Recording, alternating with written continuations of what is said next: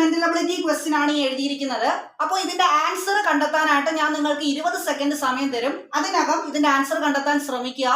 അതിനുശേഷം ഇതിന്റെ ക്ലൂ ഞാൻ എക്സ്പ്ലെയിൻ ചെയ്യുന്നതായിരിക്കും.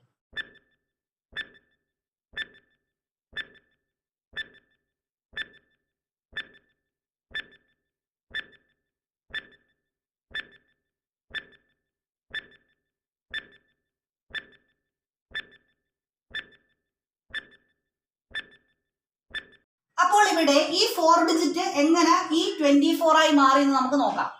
ഇവിടെ ലാസ്റ്റത്തെ ഡിജിറ്റ് എന്താണ്? 2 ആണ്. ആ 2 ഇവിടെ ആദ്യത്തെ ഡിജിറ്റ് ആയിട്ട് എഴുതുക. അതിനുശേഷം ഈ തന്നേക്കുന്ന ഡിജിറ്റ്സ് എല്ലാം കൂട്ടുക. അപ്പോൾ 1 പ്ലസ് 1 പ്ലസ് 1 പ്ലസ് 2 ഇത് കൂട്ടുമ്പോൾ 5 എന്ന് കിട്ടും.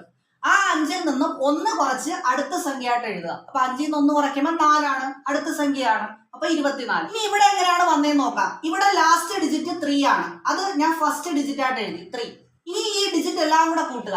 അപ്പൊ 1 പ്ലസ് 1 പ്ലസ് 1 3 ആണ്. 3 പ്ലസ് 3 6. 6ൽ നിന്ന് 1 കുറയ്ക്കുക. അപ്പൊ എത്ര കിട്ടും? 5. ആ 5 അടുത്ത സംഖ്യയായിട്ട് എഴുതി. അപ്പൊ 35 എന്ന് കിട്ടി. ഇവിടെ നോക്കുക, ഇവിടുത്തെ 4 ഇവിടെ ഫസ്റ്റ് എഴുതി.